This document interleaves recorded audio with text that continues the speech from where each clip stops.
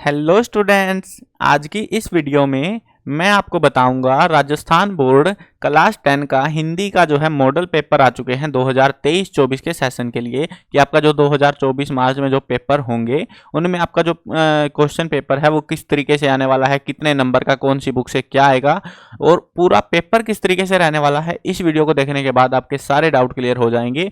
शुरू करते हैं वीडियो को। मैं हूं अजय और आप देख रहे हैं CCL क्लास। लेकिन वीडियो शुरू करने से पहले आपको बता दूं, अगर आपको क्लास 10th के किसी भी सब्जेक्ट के मॉडल पेपर की वीडियो देखनी है कि किस तरीके से पेपर आएगा, डिस्क्रिप्शन में प्लेलिस्ट का लिंक है, वहां से देख सकते हो। और अगर या फिर ये वीडियो का एंड स्क्रीन में भी आ जाएगी सारी चीजें। और अगर आपको जो है ये मॉडल पेपर की PDF डाउनलोड करनी है तो वेबसाइट बता देता हूँ, cclchapter.com।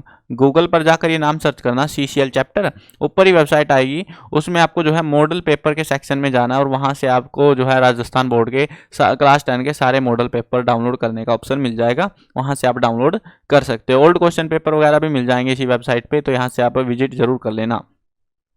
अब शुरू करते हैं। देखो, हमारा जो पेपर है हिंदी का 10वीं क्लास का वो आएगा 3 घंटे 15 मिनट का। ठीक है, ये आपका ड्यूरेशन रहेगा। 80 नंबर का जो रहेगा आपका वो रहेगा पेपर। और यहाँ पर ये एड ऑन चीजें हैं बहुत सारी, तो ये आप चाहो तो पढ़ सकते हो PDF में। ये जैसे मैं दिखा रहा हूँ सारा कुछ आपको PDF में मिल जाएगा। जो मॉडल पेपर की PDF आप डाउनलोड करोगे, इसमें इन्होंने बता रखा है हमको कि कौन सा जो डिफिकल्ट क्वेश्चन, कितने 9 नंबर के डिफिकल्ट आएंगे आपके, बाकी सारे नॉर्मल क्वेश्चन ही आएंगे, ज्यादा दिमाग लगाने वाले नहीं आएंगे। उसके अलावा इन्होंने हमको बताया है कि वस्तुनिष्ठ, ये जो MCQs होते हैं, वस्तुनिष्ठ को MCQ बुलाते हैं हम लोग, तो MCQ 12 MCQ देखने को मिलेंगे। फिर फिल इन द ब्लैंक 6 आएंगे। फिर ये है जो बाकी हैं, ये सारे क्वेश्चंस आपको देखने को मिलने वाले हैं। किताब वाइज अगर देखें तो क्षितिज वाली जो किताब है 34 नंबर की आएगी। कृतिका वाली किताब आएगी 10 नंबर की। अपठित पद्यांश गद्यांश आएंगे 12 नंबर के, यानी कि 2 पहरे देंगे 6 नंबर के। व्यवहारिक व्याकरण 10 नंबर की आएगी। पत्र आएंगे 4 नंबर के। विज्ञापन आएगा 4 नंबर का। निबंध आएगा आपका 6 नंबर का। ठीक है, इस तरीके से आपका पूरा पेपर डिजाइन बता दिया इन्होंने। उसके बाद में यहाँ पे एक ब्लू प्रिंट भी दे रखा है पूरे का पूरा। इसको चाहो तो आराम से पढ़ना, इसको इतना जल्दबाजी मत करना। इसमें आपको ये पता लगेगा, देखो पूरा ब्लू प्रिंट ये कुछ इतना सा है। इस ब्लू प्रिंट में आपको पता लगेगा, जैसे क्षितिज में से है, क्षितिज का जो गद्य भाग है उसमें से वस्तुनिष्ठ आएगा 1%, मतलब एक MCQ आएगा। ठीक है, ऐसे बोल रहे हैं हमको। वस्तुनिष्ठ आएंगे 3 क्वेश्चन यहाँ से ही, इसी में से। उसके बाद अति लघुत्रात्मक 4। ठीक है, ऐसे करके ये आप पढ़ सकते हो आराम से बैठ के कि टोटल इतने नंबर का आपका इस गद्य भाग से आएगा, इतने का पद्य भाग से। ये थोड़ी डिटेल्ड जानकारी है, अगर चाहो तो आप इसको यूज कर सकते हो। अब आगे बढ़ते हैं, हम सीधा पेपर पे आते हैं और पेपर को समझते हैं कि पेपर को देखने से सबसे आसानी से हमें को समझ आ जाएगा कि पेपर कैसा आएगा।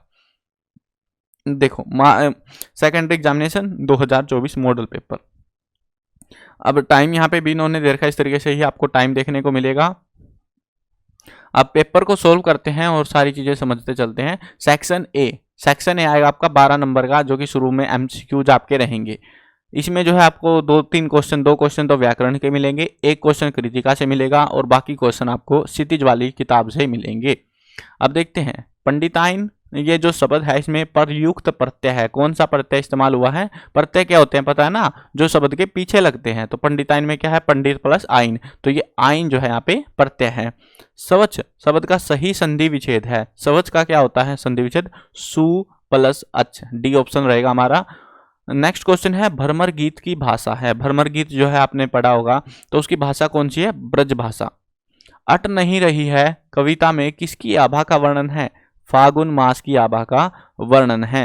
ये देखो ऑप्शन बहुत आसान आएंगे, क्वेश्चन बहुत आसान है, ये डिफिकल्ट क्वेश्चन नहीं है। अगर आपको प्रैक्टिस करनी है MCQs की तो वेबसाइट पे जो है बुक का जो है पेज खोल लेना, वहां से आप प्रैक्टिस भी कर सकते हो MCQs वगैरह की, और आपकी तैयारी अच्छी हो जाएगी। फिर जयशंकर प्रसाद का जन्म हुआ था, कब हुआ था? जयशंकर मतलब कहाँ हुआ था, जगह दे रखी यहाँ पे, तो उनका जन्म हुआ था। ये जीवन परिचय अगर पढ़ा होगा तो याद होगा आपको। उनका जन्म उत्तर प्रदेश के वाराणसी जिले में हुआ था। वाराणसी हमारा ऑप्शन हो जाएगा। शिव धनुष तोड़ने वाले को परशुराम ने किसके समान अपना शत्रु बताया है? ये जो है शिव धनुष टूटता है फिर आता है, वो क्या बताता है कि वो जो जिसने ये शिव धनुष तोड़ा है वो सहस्त्रबाहु के समान मेरा शत्रु है। शहर के मुख्य बाजार के मुख्य चौराहे पर किसकी प्रतिमा लगी हुई थी? ये वही प्रतिमा है जिसका चश्मा बनाना जो है भूल गए थे, तो किसकी थी वो प्रतिमा? नेताजी सुभाष चंद्र बोस की। ए ऑप्शन होएगा। नेक्स्ट क्वेश्चन है हमारा, यही सच है कहानी संग्रह के लेखक है। देखो ये जो आ रहा ना, ये कहीं ऐसे पाठ का नाम तो है नहीं आपके पास में, ये एग्जैक्टली आपका जो है कहानी संग्रह जो है, मतलब उसमें जो है कहानी संग्रह बता रखा है इन्होंने जीवन परिचय के अंदर, वहां से क्वेश्चन उठा रहे हैं ताकि आपको डिफिकल्ट लगे ये क्वेश्चन, तो इनको थोड़ा ध्यान से पढ़ लेना, थोड़ा सा एक बार मेन से पढ़ लेना, ठीक है। कहानी संग्रह वगैरह 2-4 आसान देंगे, वो वर्ड डिफिकल्ट वर्ड है तो भूल जाना फिर उसको। तो देखते हैं कहानी संग्रह, इसके लेखक कौन है, मन्नू भंडारी। लखनवी अंदाज लेख के माध्यम से कवि ने किस पर व्यंग्य किया है, वही बंदे पर जो खीरे फेंक रहा था। कौन था वो, नवाब साहब, नवाब के ऊपर, नवाबों की नस्ल के ऊपर व्यंग्य किया गया है। मानव संस्कृति है, मानव संस्कृति क्या लग रही है आपको, विभाज्य, अविभाज्य, विनाशकारी, प्रलयंकारी। तो मानव संस्कृति कैसी है, अगर आपको विनाशकारी लग रही है तो आप डाउट में हो, मतलब गड़बड़ है भाई, ठीक है। इसका आंसर आएगा आपका अविभाज्य, बी ऑप्शन आपका सही रहेगा इसका। ये जो है मैंने पूरे जितने एमसीक्यूज में करा रहा हूँ ये सारे के सारे बुक से क्रॉस चेक करे हुए हैं मैंने, ये मत सोचना कि सर ये गलत है, ये नहीं है उत्तर, ये है, ये एग्जैक्ट आंसर है, भले ही गाइड में कहीं और गलत दे रखे हो। एनसीईआरटी की ऑफिशियल बुक से मैंने इनको क्रॉस चेक किया हुआ आंसर्स को, तो इनमें डाउट मत रखना, ठीक है। नेक्स्ट क्वेश्चन है, मेहनतकश बादशाहों का शहर कहा गया है, किसको कहा गया है, गंतोक को। पिताजी तारकेश्वर को प्यार से क्या कहकर बुलाते थे, भोलानाथ। नेक्स्ट क्वेश्चन आएगा इसी सेक्शन में, रिक्त स्थानों की पूर्ति कीजिए। 12 एमसीक्यू जो हो गए हमारे 1-1 नंबर के, उसके बाद 1-1 नंबर के 6 जो है खालिस्तान हमें दिए जाएंगे, तो भरते हैं इन खालिस्तानों को। इसमें जो है व्याकरण से ये संबंधित क्वेश्चन आएंगे आपके सारे। पहला क्वेश्चन है, जिस क्रिया में 2 कर्म प्रयुक्त होते हैं उसे खालिस्तान क्रिया कहते हैं, उसको कौन सी क्रिया कहते हैं, द्विकर्मक क्रिया। मैं लिख देता हूं, द्विकर्मक क्रिया, ठीक है। अविकारी शब्द को ही खालिस्तान कहते हैं, क्या कहते हैं उसको, अविकारी शब्द को हम अव्यय कहते हैं, अव्यय। खालिस्तान, तीसरा क्वेश्चन है, खालिस्तान समास के दोनों पद समान रूप से प्रधान होते हैं, तो कौन सा समास है वो, द्वंद्व समास। देखो इन चीजों का ध्यान रखना, कहीं तुम द्वंद्व समास लिख दो, नहीं, सिर्फ द्वंद्व लिखना है, क्योंकि इन्होंने खालिस्तान में समास खुद से दे रखा है। लिखते टाइम पे इन चीजों का जरूर ध्यान रखना, नहीं तो गड़बड़ हो जाती है बहुत बार। संज्ञा, सर्वनाम, क्रिया या अव्यय शब्दों के साथ खालिस्तान जोड़कर विशेषण बनाए जाते हैं। तो वैसे तो जो है ये सारे शब्दों की जो विशेषता बताते हैं उनको विशेषण कहते हैं। इनमें क्या जोड़े जाते हैं, इनमें जोड़े जाते हैं विशेष्य, विशेष्य जोड़कर उनको जो है फिर हम विशेषण बनाते हैं। विशेष्य वो शब्द होते हैं जो किसी भी संज्ञा, सर्वनाम, क्रिया या अव्यय की विशेषता प्रकट करते हैं, ठीक है, उनको हम विशेष्य कहते हैं, और उनको जोड़ देंगे जब हम, तो उनको हम कहेंगे फिर उस शब्द को विशेषण। नेक्स्ट क्वेश्चन है हमारा, संज्ञा के स्थान पर प्रयुक्त होने वाले शब्द खालिस्तान कहलाते हैं, उनको हम क्या कहते हैं, सर्वनाम कहते हैं। नेक्स्ट क्वेश्चन है, लास्ट क्वेश्चन है, फिल इन द ब्लैंक में, उपसर्ग वे शब्दांश है जो शब्द के खालिस्तान में जुड़कर शब्द के अर्थ को बदल देते हैं, तो क्या है वो, मतलब इसकी डेफिनेशन है उपसर्ग की सीधी सीधी, उपसर्ग वे शब्दांश है जो शब्द के शुरुआत में जुड़कर शब्द के अर्थ को बदल देते हैं।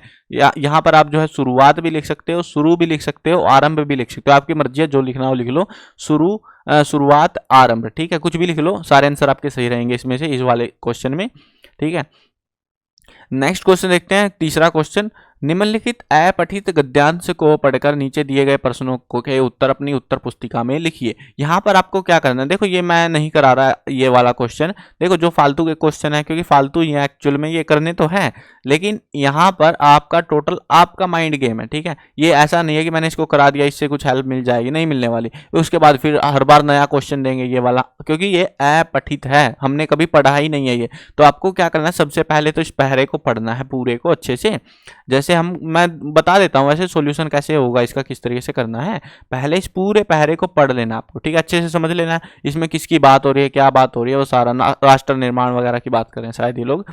उसके बाद में आपको जो है यहाँ पे 6 क्वेश्चन दिए जाएंगे, 6 क्वेश्चन में से कोई भी अल्टरनेट नहीं है, 6 के 6 करने हैं, हर एक क्वेश्चन 1 नंबर का रहेगा। प्रस्तुत गद्यांश का उचित शीर्षक लिखिए, इसको पढ़ो, अपनी मर्जी से कोई भी टाइटल बना के लिख दो, ठीक है। व्यक्ति और राष्ट्र का चरित्र निर्माण किसके द्वारा होता है, तो यहाँ पे इन्होंने देखो सारे आंसर इसी में मिलेंगे, व्यक्ति और राष्ट्र के चरित्र का निर्माण होता है शिक्षा से ही, तो किसके द्वारा होता है, शिक्षा द्वारा, बस सीधा लिख दो शिक्षा द्वारा, आंसर बड़ा लिखो ना लिखो कोई फर्क नहीं पड़ता, सीधा लिखोगे तब भी 1 ही नंबर का है ये। जीवन में सतत चलने वाली प्रक्रिया क्या है? तो यहाँ पे ढूंढ लो, कहीं मिल जाएगा तुमको सतत चलने वाली। देखो, जीवन में सतत चलने वाली प्रक्रिया क्या है? वो शिक्षा वस्तु, कोई पाठ्यक्रम या डिग्री प्राप्त करना नहीं है, बल्कि सतत चलने वाली प्रक्रिया, तो वो क्या है? शिक्षा, है ना। तो इस तरीके से आप यहाँ पे इसको पढ़ोगे, इन क्वेश्चन के आंसर आपको यहीं पे मिल जाएंगे। एक जो है आपको टाइटल बनाना आएगा, जो कि आपको खुद से ही करना है, ठीक है वो। और उसके साथ में एक ही है, देखो, विनाश शब्द का विपरीतात्मक शब्द गद्यांश में से छांट कर लिखिए। विनाश का पता है तबाही, इसका विपरीत यानी कि कुछ अच्छाई टाइप में जो है, कुछ निर्माण टाइप में होगा, तो वो आपको यहाँ पे इसमें से ढूंढ के लिखना है। पहरे में से, पहरे में मिल जाएगा वो शब्द आपको। इसमें से आपके 4 क्वेश्चन जो है वो गलत नहीं होने चाहिए, क्योंकि उनके एग्जैक्ट आंसर आपको पहरे में मिलेंगे। 2 क्वेश्चन में आपको रिस्क रहेगा थोड़ा सा, वो आपके ऊपर है, आपको आता है नहीं आता है। नेक्स्ट क्वेश्चन है वो है अपठित पद्यांश, ये भी आएगा 6 नंबर का। इसमें आपको पद्यांश दिया जाएगा और मोस्ट प्रोबेबली वो पद्यांश आपका खड़ी बोली भाषा में होगा। खड़ी बोली समझते हो? हिंदी जैसी होती है, यानी कि आप जैसे पढ़ोगे इसको तो आपको समझ आएगा। जैसे फूली सरसों ने दिया रंग, है ना, मधु लेकर आ पहुंचा अनंग, वधु वसुधा पुलकित अंग अंग, है वीर वेश में किंतु कंत, वीरों का कैसा हो वसंत। तो ऐसे आसान सा आएगा, मतलब कुछ कुछ समझ आ जाएगा आपको कि किसकी बात कर रहे हैं, हम क्या कर रहे हैं। उसके बाद इसमें भी आपको सेम ऐसे क्वेश्चन दिए जाएंगे, जैसे कि गद्यांश के लिए उचित शीर्षक देना है आपको। मधु लेकर कौन आया है ना, मधु लेकर आ पहुंचा अनंग, तो अनंग लिख दो बस, कि मधु लेकर अनंग आया है। कंत किस वेश में है, कंत देख लो, कंत वीर वेश में है ना। इस तरीके से आपको यहाँ पे ढूंढने हैं। सेम ऐसा इसमें भी रहेगा। फूली सरसों में रंग किसने दिया, पद्यांश में किस ऋतु का वर्णन किया गया है। ये ऋतु जो है इसमें नहीं बता रखा है इन्होंने ऋतु, इसमें आपको खुद समझना है कि ये वसंत ऋतु की हम बात कर रहे हैं यहाँ पे, है ना। तो इस तरीके से आपको जो है आंसर करने, थोड़ा सा लॉजिकल भी आएंगे, एक आध क्वेश्चन इसमें, 2 क्वेश्चन लॉजिकल आएंगे, ऊपर वाले में भी नीचे वाले में भी, जिसमें आपको अपना दिमाग लगाना है। बाकियों के आंसर इसमें से मिलेंगे, ठीक है। नेक्स्ट क्वेश्चन देखते हैं, ये अपठित है, रैंडमली कुछ भी दे देंगे वो। नेक्स्ट आएगा section B. Section B total होगा 14 मार्क्स का, 2-2 नंबर के आपको जो है यहाँ पे ये क्वेश्चन मिलने वाले हैं। 2, 4, 6, 7 क्वेश्चन मिलने वाले हैं, और सारे के सारे मैंडेटरी हैं, ऑप्शन में क्वेश्चन नहीं दिया जाएगा। चलो देखते हैं क्वेश्चन कैसे कैसे हैं। काशी संस्कृति की पाठशाला है, नौबत खाने में इबादत पाठ के आधार पर लिखिए। अब काशी में क्या है आपको पता है, काशी में क्या क्या हुआ है, वो सारी चीजें आपको यहाँ पे डिस्क्राइब करनी है। अब उत्तर देखो, ये 2 नंबर का है, जैसे तो 2 नंबर में आपको 2 से 3 लाइनें लिखनी है, ज्यादा बड़े लिखने की आपको नीड नहीं है। संस्कृति असंस्कृति में कब बदल जाती है, वो आपको बताना है कि जब जो है मानव जो है विज्ञान का दुरुपयोग करने लगता है, वो सारी चीजें बतानी है, वो तब असंस्कृति में बदल जाती है। संगतकार कविता का मूल भाव स्पष्ट कीजिए। ये मूल भाव जो है ज्यादातर पाठों में से आता है आपका फाइनल एग्जाम में भी, तो मूल भाव वाले जो क्वेश्चन है वो जरूर करना हर एक चैप्टर से, ठीक है। कुछ मेन चैप्टर्स भी हैं, वो अगर इंपॉर्टेंट क्वेश्चन चाहिए तो आप कमेंट कर देना, वो बना दूंगा मैं, ठीक है। इसमें संगतकार कविता मूल भाव, अगर कुछ ना समझ आए ना तो समरी टाइप में बताना है कि संगतकार में जो है उसके बारे में बताया, इसके बारे में, वो सारी चीज़ें पूरी समरी टाइप में बनाना है, मतलब शॉर्ट में बनाना है, लेकिन बड़ा मत बनाना ज़्यादा। आत्मकथ्या कविता में कवि ने किन किन बिंबों का वर्णन किया गया है, तो वो आपको बताना है। लेखक को हिरोशिमा के विस्फोट को प्रत्यक्ष देखकर कैसा अनुभव हुआ, जब उसने वो उजली छाया देखी थी ना, तो उसके बारे में वर्णन करना है कि क्या हुआ उसको, कैसे जो है महसूस हुआ। पत्थर तोड़ती पहाड़ियों को देखकर लेखिका को कैसी अनुभूति हुई, जो पहाड़ पर जो है महिलाएं पत्थर तोड़ रही थी, वो गंतोक वाला जो पार्ट है ना आपका, वो वही पार्ट है ये, ठीक है, जब लेखिका घूमने गई हुई थी। आंखें भर आना मुहावरे का अर्थ और वाक्य में प्रयोग कीजिए। आंखें भर आना शायद रोना या कुछ होता है, शायद मेरे को एग्जैक्ट ध्यान नहीं है इस मुहावरे का, तो इसको जो है इस तरीके से इसमें मिक्स करके देते हैं। ऐसे क्वेश्चन पूरा मिक्स है, ऐसे नहीं बताएंगे कि भाई ये इस बुक से है, ये उस बुक से है, सीधा देंगे आपको। और इस तरीके से आपका ये सेक्शन 2-2 नंबर के क्वेश्चनों से भरा होगा। सेक्शन सी आएगा आपका, जिसमें आपको पढ़े हुए पहरे में से बार बार सोचते क्या होगा उस कौम का, जो अपने देश की खातिर घर गृहस्थी जवानी जिंदगी सब कुछ होम कर देने वालों पर भी हंसती है ना। ये समझ में आ गया होगा किसकी बात कर रहे हैं। मास्टर जी बनाना भूल गए, नेताजी वाला पार्ट है यार। अब इसमें 4 क्वेश्चन हैं, चारों क्वेश्चन के आंसर आपको इसी में से मिल जाएंगे। लेखक दुखी क्यों गया, हालदार साहब कितने दिनों बाद कस्बे से गुजरे, 15 दिन का, ये तो पता है मेरे को भी। सुभाष की मूर्ति की आंखों पर चश्मा क्यों नहीं था, क्योंकि मूर्तिकार बनाना भूल गया। मास्टर जी कह लो, मास्टर जी बनाना भूल गए। लेखक आज वहां रुकना क्यों नहीं चाहता था, क्योंकि उसकी मूर्ति पर चश्मा नहीं था, कैप्टन मर गया था। तो ऐसे जो है यहाँ पे इसके जो है ना सारे आंसर इस पहरे को पढ़ोगे इसमें से ही मिल जाएंगे, कुछ भी नया नहीं है, मतलब कि आपको सोचना नहीं है इन पहरों के लिए। इसमें आपको डायरेक्ट इसमें ऑप्शन में मिलेगा क्वेश्चन, दूसरा क्वेश्चन भी इसी तरीके से, चाहो तो दूसरे वाले जो आसान लगे वो कर लेना, ठीक है। नेक्स्ट जो आएगा 4 नंबर में वो आएगा आपका पद्यांश वाले पोर्शन से, फसल क्या है, फसल जादू है, नदियों के पानी का, हाथों की स्पर्श की महिमा। इसमें भी सेम ऐसे ही है। यहाँ पे आपको जो है पहले तो इनके ये वाला चैप्टर, फसल वाला चैप्टर बहुत इंपॉर्टेंट है, बहुत बार क्वेश्चन आते हैं इसमें से। तो देखो कोशिश यही करते हैं ये लोग कि आसान वाला दे, ताकि हिंदी वाले टाइप में ना कुछ ऐसे है, जैसे शुरुआत में है पहला पार्ट है वो अजीब सी भाषा है उसमें थोड़ी, तो जो आसान वाले हैं जिनमें आपको लगता है कि ये हिंदी जैसी है, ज़्यादातर ये जो क्वेश्चन वाले होते हैं उनमें यही वाले टाइप के क्वेश्चन देते हैं, मतलब पहरे देते हैं जिनमें आपको हिंदी जैसे लगते हैं पढ़ने में वो, ताकि आप उत्तर आराम से कर पाओ। तो ऐसे 4 क्वेश्चन इसमें से आएंगे, वो आपको अटेम्प्ट करने हैं। ऑप्शन इसमें भी दिया जाएगा, वो आपकी मर्जी, जो आपको आसान लगे वो कर लेना। उसके बाद आएंगे बड़े बड़े क्वेश्चन। 3 नंबर का क्वेश्चन आएगा जिसमें आपको ऑप्शन में क्वेश्चन दिया जाएगा, बाल गोविंद भगत के किन विशेषताओं के कारण गृहस्थ होते हुए भी भगत कहा जाता था। भगत की जगह पे साधु लिखा होता मोस्ट प्रोबेबली, शायद ये टेक्सचुअल क्वेश्चन ईयर। तो क्यों साधु कहते थे, क्योंकि वो जो है उनका आचरण साधुओं जैसा था, है ना, वो अपना सब कुछ जो है कबीर मठ में दान दे आते थे, जो मिलता था उसी से अपना घर का गुजारा करते थे, प्रसाद में जो मिलता, वो सारी चीज़ आपको यहाँ पे बतानी है। वो किसी से बिना पूछे किसी की वस्तु में उधार नहीं मांगते थे, है ना, ये सारे आचरण उनके ऐसे थे, उनकी बात व्यवहार ऐसा था जिस वजह से लोग उनको, वैसे गृहस्थ थे लेकिन फिर भी लोग उनके जो आचरण थे साधु जैसे थे, तो इसीलिए उनको लोग साधु या भगत कहा करते थे। लेखिका पड़ोस कल्चर विहीन समाज को संकुचित, असहाय एवं असुरक्षित क्यों मानती है। तो ये मेरे को ध्यान नहीं है कौन से पार्ट से अभी तो ऐसे जो है अल्टरनेट में मिलेगा क्वेश्चन, लेकिन आपको टेंशन नहीं लेनी, फिर एक क्वेश्चन आसान मिलेगा इन दोनों में से। उसके बाद एक और क्वेश्चन आएगा 3 नंबर में जिसमें भी ऑप्शन मिलेगा। ये जो है ये कहानी वाले से है, ये कविता वाले से, ठीक है, इस तरीके से रहेंगे। आत्मकथ्य कविता में कवि जयशंकर प्रसाद ने जीवन के यथार्थ एवं अभाव पक्ष की जो मार्मिक अभिव्यक्ति की है उसे अपने शब्दों में लिखना है। ज्यों जल महा तेल की गागरी बूंद न ताको लागी, जिस प्रकार तेल के जो घड़े होते हैं तो उनको जो है जल की एक बूंद भी नहीं लागती। ये पंक्ति के माध्यम से बताइए कि गोपियां संपूर्ण पद के में उद्धव पर क्या व्यंग्य करती है। उद्धव पर वो व्यंग्य ऐसा कर रही है कि जो है उद्धव तुम कृष्ण के पास रह रहे हो और तुम्हें कृष्ण से प्रेम भी नहीं हुआ है, भगवान श्री कृष्ण से तुम वैसे ही हो जैसे एक मटकी होती है जिसके ऊपर तेल लगा हुआ और उसके ऊपर पानी की एक बूंद भी नहीं ठहरती, वैसे ही तुम्हारे ऊपर भगवान श्री कृष्ण का जो प्यार है वो बिल्कुल भी नहीं ठहर रहा है। ऐसा कुछ वो जो है यहाँ पे व्यंग्य मार रही है उसके ऊपर, वो सारा डिस्क्राइब आपको करना है। उसके बाद आएगा सेक्शन डी। सेक्शन डी में देखो जितने बड़े बड़े क्वेश्चन है मोस्टली में आपको ऑप्शन मिलेंगे, तो आपको टेंशन नहीं लेनी, बहुत आसान पेपर आएगा आपका। 4 नंबर का क्वेश्चन है, इसमें आपको ऑप्शन मिलेगा।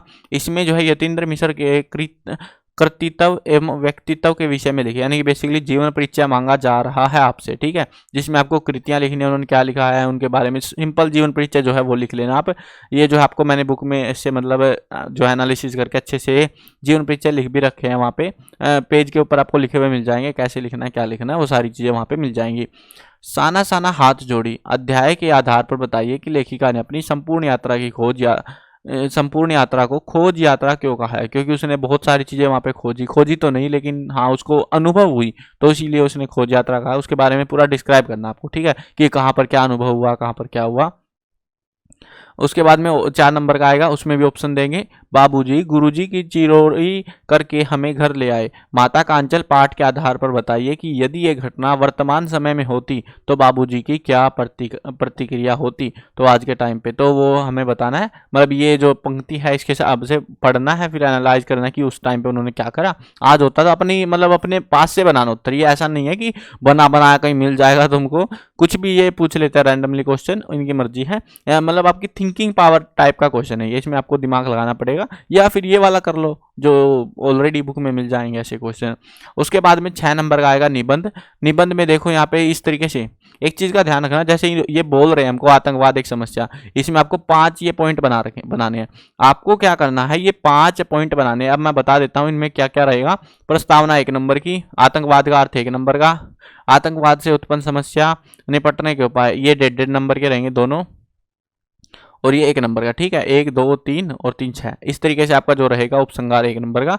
तो इस तरीके से आपको एक जो है निबंध बनाना है। अब निबंध में सब में ऐसा ही है, मतलब वो खुद बता देंगे आपको कि भाई ये हेडिंग बनानी है, ये हेडिंग्स बनानी है, और हर एक हेडिंग में आपको 2 से 3 लाइनें मिनिमम लिखनी है, मैक्सिमम बीच वाली ये दो जो चीज़ें हैं ना इनमें आप थोड़ी ज़्यादा लिखना, ऊपर और नीचे वालों में 2 से 3 लाइनें लिखनी है आपको, ठीक है। इस तरीके से आपका निबंध रहेगा और 300 शब्दों के आसपास आपका होना चाहिए निबंध।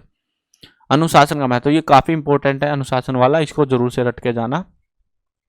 उसके बाद में 4 नंबर के जो क्वेश्चन हैं आगे बढ़ेंगे तो हमें पत्र देखने को मिलेंगे। स्वयं को राजकीय उच्च माध्यमिक विद्यालय गोपालपुरा का महेश मानकर प्रधानाचार्य से विद्यालय में खेल सप्ताह मनाने हेतु यानी कि स्पोर्ट्स डे मनाने हेतु एक प्रार्थना पत्र लिखना है।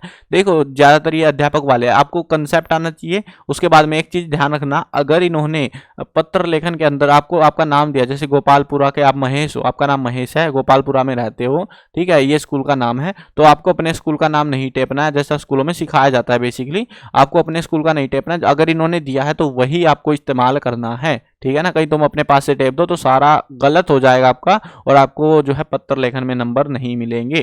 तो इसी तरीके से दूसरे वाला है ये। उसके बाद में ऑप्शन में एक और क्वेश्चन है जिसमें हमको विज्ञापन लिखना है, 4 नंबर में आएगा ये भी।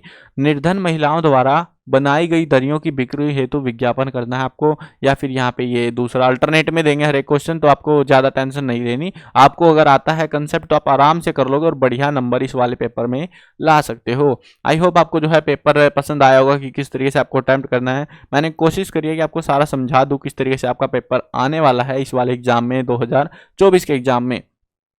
और शुरुआती जो छोटे क्वेश्चन थे उनके आंसर्स करा दिए हैं, और बाकी के तो आपको देखो याद करने यार, सीधी सी बात है। अब वीडियो में जो है अभी बने रहो, अभी कुछ और भी चीजें हैं जो आपके हेल्प करेंगी, बता देता हूँ।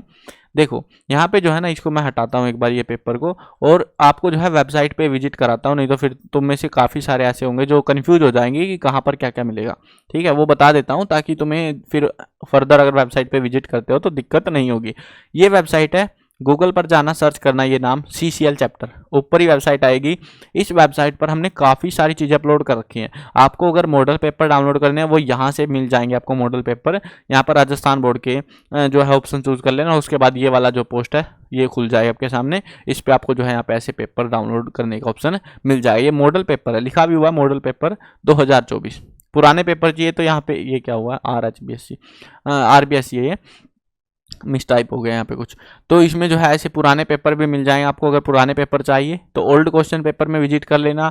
अगर आपको जो है सिलेबस देखना तो सिलेबस वाले सेक्शन में विजिट कर लेना। तो इस तरीके से आप यहाँ पे, और अगर आपको जो है जीवन परीक्षा या MCQ उनकी प्रैक्टिस करनी है तो यहाँ पे हिंदी मीडियम या इंग्लिश मीडियम, अपना जो भी मीडियम वो चूज करना, और वहाँ पर बुक के हिसाब से आपको MCQ देखने को मिल जाएंगे। अब देखते हैं यहाँ पे, अगर जैसे मान लो अभी आपको हिंदी का करना है, ठीक है, हिंदी मीडियम इंग्लिश मीडियम दोनों में डाल रखे हैं मैंने, अगर जो मैंडेटरी सब्जेक्ट है तो आपकी 10वीं की हिंदी है, ठीक है। हिंदी के अंदर जैसे ही आप आओगे तो यहाँ पर आपको सारी चीजें मिल जाएंगी देखने को, लेखक परिचय, कविता का सार, व्याख्या, शब्दार्थ, अभ्यास के प्रश्न उत्तर, महत्वपूर्ण प्रश्न उत्तर, बहुविकल्पी प्रश्न उत्तर, और महत्वपूर्ण प्रश्न उत्तर विद आंसर करा रखे हैं। तो टेंशन नहीं लेनी, आपको प्रैक्टिस करनी है। MCQs और इंपॉर्टेंट क्वेश्चन हर एक चैप्टर से आपको करके जाने हैं। इनमें से काफी सारे क्वेश्चन हो सकता है आपको एग्जाम में देखने को मिल जाए। ये कंप्लीट बुक के करा दिए मैंने, और लेखक जीवन परिचय भी, ठीक है। तो ये आप यहाँ से कर सकते हो। यहाँ पे इंपॉर्टेंट क्वेश्चंस, यहाँ पे इसमें से MCQs वगैरह ज़्यादा आते नहीं है, इसकी भूल जाओ, ज़्यादा कुछ आएगा नहीं, एक आधा MCQ आता है भूला बिसरा सा। बाकी जो है ऊपर वाली किताब से ज़्यादा MCQs आते हैं, तो वहाँ से आप कर सकते हो सारी चीज़ें, और इस पेज पे आके आप जो है अपनी प्रैक्टिस भी कर सकते हो। आई होप समझ में आ गया होगा सारी चीज़ें। मैंने कोशिश करी है सारे डाउट आपके क्लियर कर दूँ। मिलते हैं नई वीडियो में, बाय बाय।